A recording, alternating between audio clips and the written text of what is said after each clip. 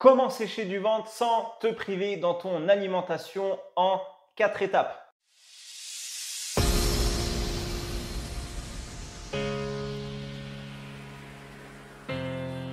Bienvenue, c'est David, bienvenue dans cette nouvelle vidéo. Nous sommes dans l'épisode numéro 5 de la série Summer. On y est. Alors, si aujourd'hui tu as envie de sculpter, de te dessiner au niveau du ventre, de te sentir mieux dans ton corps et dans tes vêtements et pouvoir profiter, pourquoi pas, de te mettre en maillot de bain l'été sans complexer, c'est possible.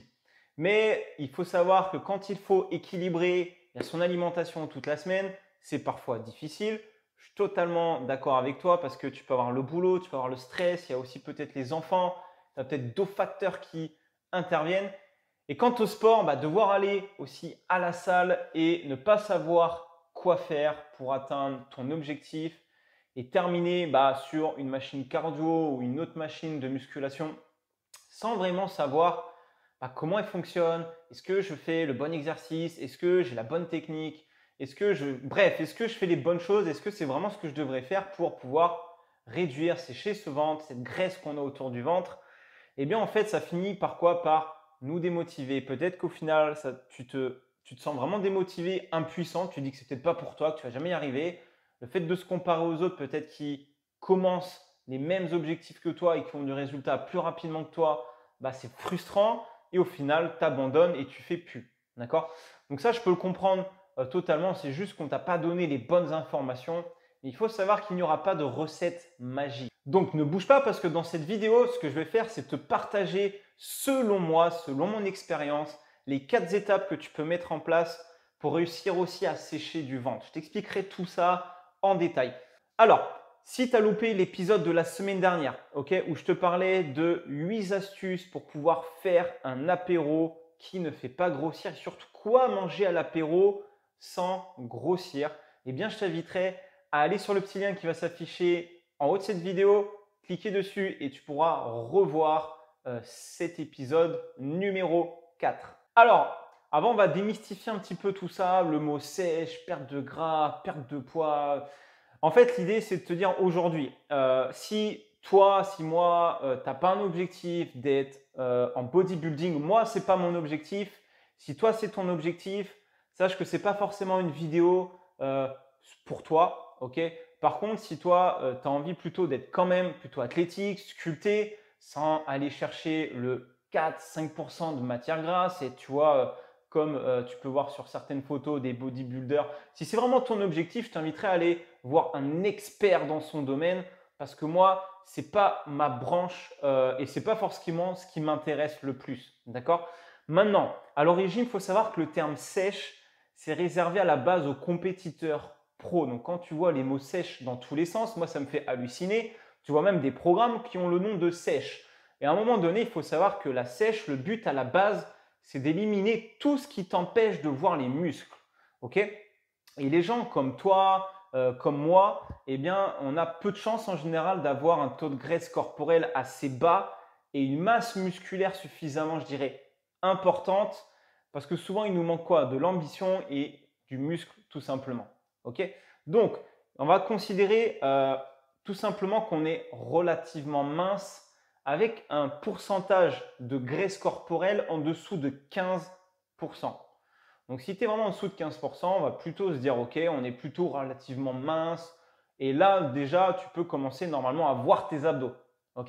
Maintenant, si tu es autour de 12% alors j'allais dire de matière grasse, mais de masse grasse, ça va suffire tout simplement pour être en forme, mais aussi sur les photos. Si tu as envie d'avoir vraiment d'être un peu plus esthétique, 12% c'est pas mal.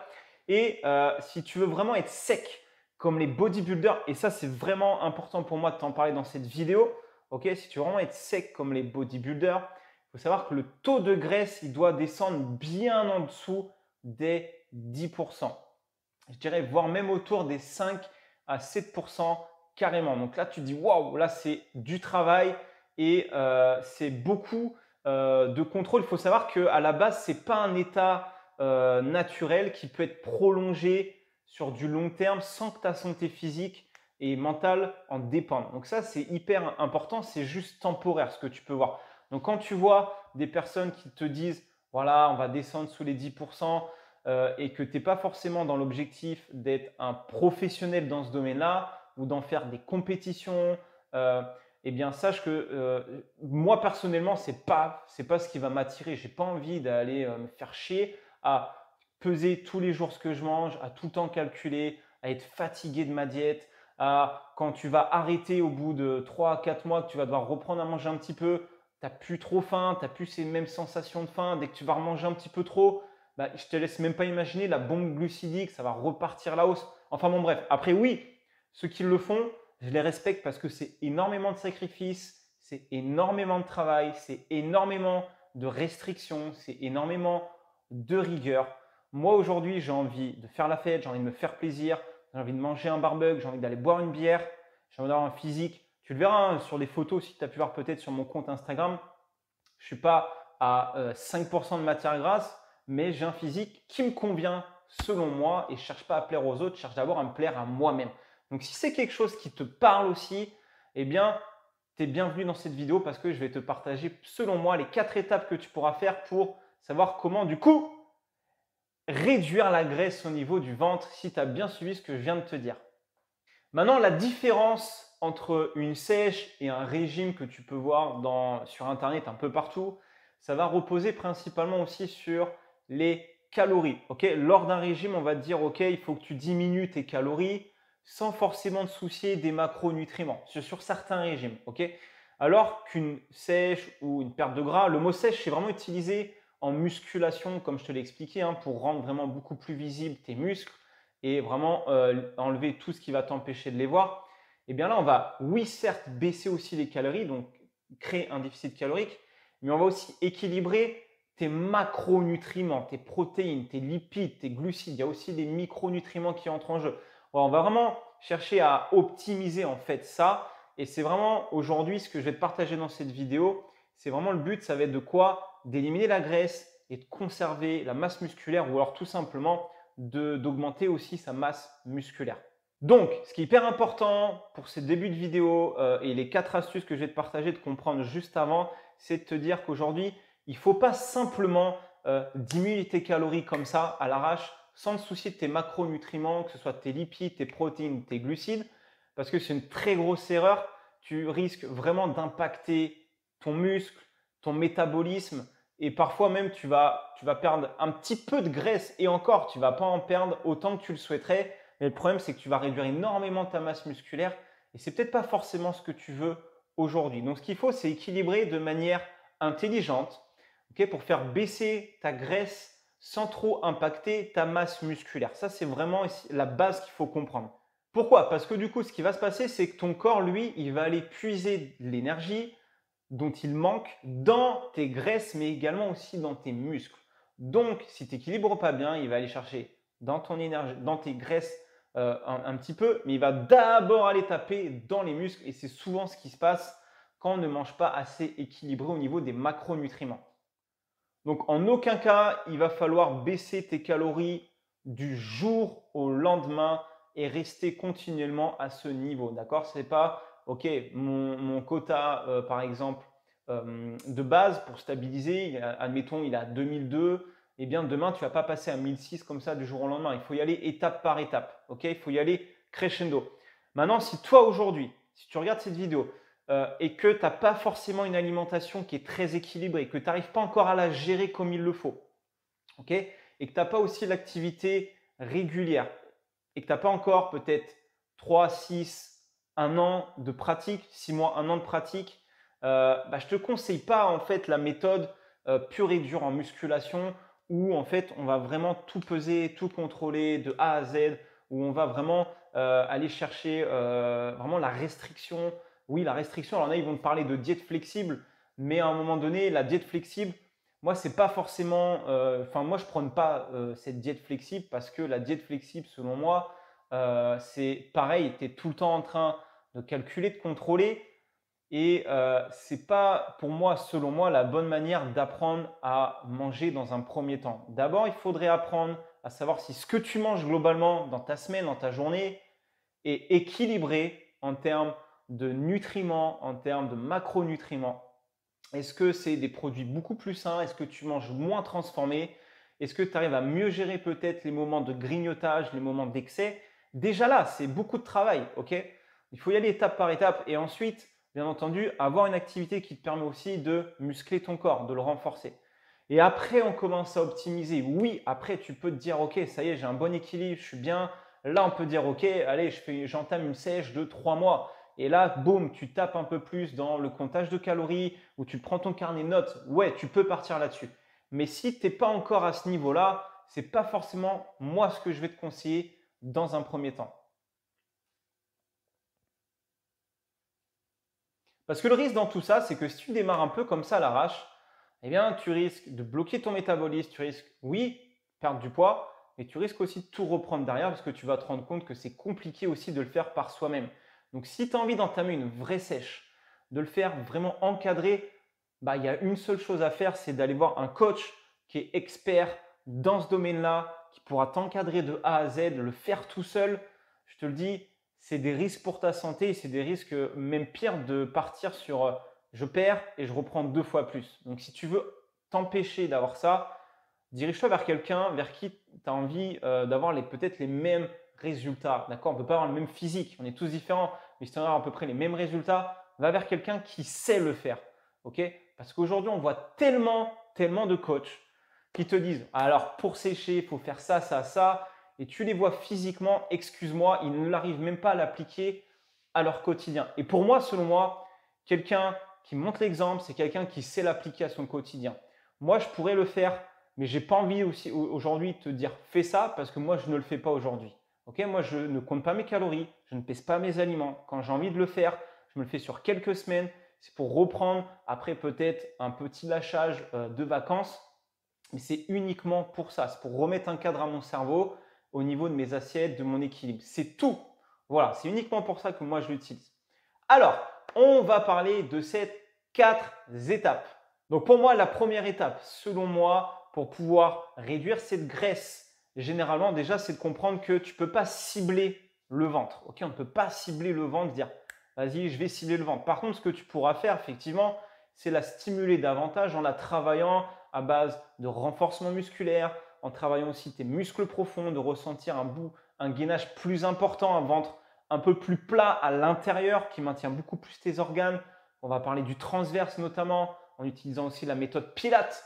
Ok, tu verras dans d'autres prochaines vidéos, je te ferai des routines pour travailler avec la respiration thoracique, pour travailler ton transverse. Et ça, je trouve que c'est ce qui manque aujourd'hui pour être complet, j'ai envie de dire, pour renforcer ton corps notamment. Donc, dans cette première étape, ça va être d'équilibrer ton alimentation de manière simple.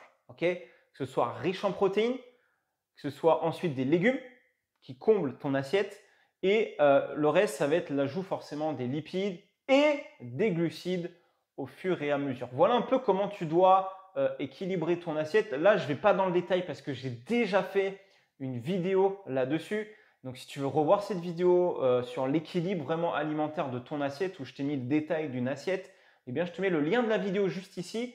Tu auras juste à aller là-bas où je t'explique vraiment comment équilibrer aussi ton alimentation. Deuxième étape, selon moi, qu'est-ce que tu peux faire? Ça va être de créer un léger déficit. Une fois que tu as l'équilibre, que tu l'as testé sur plusieurs semaines, plusieurs mois, que tu commences à avoir des bénéfices, que tu te sens mieux, eh bien, pourquoi pas créer un déficit? En fait, tu as 2 possibilités. Parce que comme tu le sais, quand tu veux réduire la graisse, ça va jouer au niveau de la balance calorique. Alors moi, ce que je fais en général, c'est que je mange beaucoup plus de légumes, je mange beaucoup plus de produits qui sont pauvres en calories. Et en fait, tu as toujours l'impression de manger en quantité, sauf qu'en fait, vu qu'ils sont plus pauvres en calories, finalement, ça va réduire ton quota calorique de la journée. Et en maintenant un peu ton activité quotidienne, bah là, tu peux commencer à réduire de la graisse. Alors, imagine si tu rajoutes une activité physique, d'accord, avec de la marche. Franchement, la meilleure activité physique que tu peux faire en dehors du sport, ça va être de faire tes 10 000 pas par jour et en plus de ça, de faire tes séances de sport. Il faut être actif en fait. Il ne faut pas faire que tes séances de muscu ou que tes séances de crossfit. C'est important aussi d'avoir une activité à côté. Donc, une fois que tu as cet équilibre-là, tu vas pouvoir créer ton déficit de 200 à 400 calories. Donc, tu peux commencer à 200-400 calories pour te dire, OK, j'aimerais perdre entre 300 et 500 grammes par semaine. Si tu commences à partir un peu plus haut que ça, il faut faire attention parce que tu risques d'aller taper aussi dans les muscles. Ok, donc ça, c'est très important. Maintenant, ce qui va être important, c'est pour créer ce déficit, c'est de partir de ton métabolisme, ton apport de maintien. Ne surtout pas partir de ton métabolisme de base, ok? Parce que sinon, ça veut dire que tu pars trop bas et que tu utilises en fait déjà les calories que ton corps a besoin au minimum pour fonctionner, pour créer un déficit. Donc là, tu fais fausse route. Il faut vraiment calculer ton apport de maintien de base, ok, pour ne pas prendre ni perdre de poids. Et à partir de là, tu enlèves tes 200 à 400 calories. Tu testes ça pendant 2 semaines, tu vois un peu ce que ça donne physiquement, tu peux prendre des mensurations, tu testes des vêtements, tu regardes dans la glace, tu fais une petite photo. Si tu vois que ça commence à se dessiner, continue sur cette voie-là encore une semaine ou deux. Ok, et tu vas step by step. Si tu vois que ça ne bouge pas trop, essaye de réduire encore un petit peu. En fait, la chose qu'il va falloir, je dirais, le levier d'accélérateur, ça va être tes glucides, tout simplement. Attention, ça ne sert à rien de les couper. Tes glucides, tu en as besoin aussi pour de l'énergie, pour nourrir aussi tes muscles, pour nourrir ton corps. Ok, donc il faut faire attention, les glucides, ça ne sert à rien de les couper du jour au lendemain, mais tu peux les réduire au fur et à mesure et les compenser avec de bonnes graisses aussi et de bons lipides. Donc mon petit tip, ce que tu peux faire au moment où tu vas vouloir commencer ce déficit calorique, ça va être d'utiliser les applications de nutrition comme MyFitnessPal ou Fat Secret, dans lequel tu vas pouvoir rentrer tes objectifs, il va te calculer ton apport de maintien, etc. etc. Et ensuite, ce que tu peux faire, c'est sur quelques jours, sur une première semaine ou sur 2-3 semaines comme moi je fais, c'est noter vraiment ce que tu manges dans l'application sans tricher. Parce que le but, c'est en quoi? C'est de prendre conscience de ce que tu manges réellement et te dire, ah là, ok, là, ça, ces produits-là, ça me fait exploser énormément. Peut-être que je peux les réduire un petit peu. Peut-être que là, je peux mettre plus de protéines. Peut-être que là, je peux mettre plus de légumes. Peut-être que là, je peux réduire un peu les glucides. Ça va en fait te permettre ça dans un premier temps. Parce que l'idée, c'est de pouvoir être autonome aussi. D'accord? De ne pas être dépendant tout le temps de tout le monde, des programmes qu'on te vend. Mais c'est aussi d'être autonome sur la gestion un petit peu de ton alimentation. Alors, cette troisième étape pour moi, c'est celle que je kiffe le plus. Ça va être forcément de faire une activité qui va stimuler ta masse musculaire, stimuler ton métabolisme. Ok? Tout simplement, ça va être soit tu fais de la musculation 3-4 fois par semaine, tu peux très bien faire aussi du crossfit. Maintenant, le crossfit, si tu dois aller en faire, essaye de trouver des box, des coachs qui te coachent vraiment, d'accord? Parce qu'on ne va pas se mentir, il y a aussi des salles de crossfit où les mecs, ils y vont à l'arrache, où ils s'en tapent complètement. Moi, je te le dis parce que je suis coach, ok? Et moi, je fais très, très attention au placement, à la technique, d'accord? C'est pour ça que je pratique la musculation. Ça ne m'empêche pas aussi de faire des mouvements un petit peu aussi d'haltérophilie de temps en temps. Mais si tu dois aller en faire, fais-toi coacher par quelqu'un qui sait vraiment bien coacher, qui ne dit pas vas-y, charge, charge, vas-y, plus vite, saute plus haut. C'est bien, mais quand tu finis blessé, tu fais comment après? Quand tu n'as plus d'épaule, quand tu n'as plus de dos, comment tu fais? Quand tu as un genou en moins, comment tu fais? Ok, tu es blessé, tu te remets en route, mais tu te reblesses derrière. Tu vois? En plus, si la diète n'est pas bonne, boum. Donc voilà, donc attention au crossfit aussi, comment tu le pratiques, d'accord? Parce que pense à plus tard, ton corps, à 40, 50 ans, 60 ans, comment tu vas être si tu n'es plus assez souple, ok? Si tu es trop raide, si tu t'es pété le dos, si tu t'es pété les épaules, tu ne pourras plus rien faire. Et selon moi, la musculation, c'est une des activités qui te permettra de durer jusqu'à la fin de ta vie, d'accord? Je vois même des personnes de 80 ans en salle qui viennent faire leur musculation et je peux te dire que ça entretient énormément ta masse musculaire parce que plus tu vas vieillir, plus ta masse musculaire va réduire. Donc, c'est maintenant et c'est le bon moment pour soit l'augmenter et la maintenir sur du long terme. Donc, selon moi, c'est vraiment ce qu'il faut que tu fasses au niveau sport. Donc, un peu de musculation. Mais après, n'oublie pas aussi qu'il faut être un peu complet. Oui, c'est bien la musculation. Oui, c'est bien le crossfit. Mais essaye aussi de faire d'autres activités. Essaye d'aller surfer. Essaye d'aller faire un peu de vélo, de la natation. Pourquoi pas aussi d'aller courir, d'aller faire du stretching, d'aller faire du pilates, d'aller faire du yoga en fait. Plus tu vas aller tester ton corps et le mettre à l'épreuve de certaines activités, déjà plus tu vas le renforcer, il sera en meilleure santé, il va être plus souple, plus mobile, plus fort, plus endurant, meilleures conditions physiques, mais plus de masse musculaire. Et en fait, tu vas te dire, ok, aujourd'hui, je suis complet. Tu vois, parce que tu prends quelqu'un qui fait de la musculation et tu vas le faire courir un 800 mètres, le mec, il crache tous ses poumons. d'accord? Et aujourd'hui, si tu as envie d'être dans cette dynamique-là, bah, il n'y a pas de souci, vas-y. Moi, personnellement, je préfère être complet, d'accord? Je préfère pouvoir aller faire un match de foot, pourquoi pas aller faire un peu de rugby, être bon aussi en musculation, être bon si je vais surfer, si je vais faire un beach volley, un beach soccer. Tu vois, il faut aussi se dire aujourd'hui, être souple aussi, ça c'est important. Donc, il faut essayer vraiment de voir l'activité physique en globalité, d'accord? Pour être complet dans tout ce que tu veux faire. Donc, en gros, ce qu'il faut retenir pour cette étape numéro 3, plus tu vas muscler ton corps, plus tu pourras maintenir un physique sculpté sur du long terme. Allez, quatrième étape, te poser les bonnes questions. Tu vas me dire, ouais, mais David, te poser les bonnes questions. Alors, qu'est-ce que se poser les bonnes questions? Aujourd'hui, est-ce que tu veux faire du bodybuilding? Si oui, comme je te l'ai dit au début de cette vidéo, rapproche-toi d'un coach expert dans ce domaine.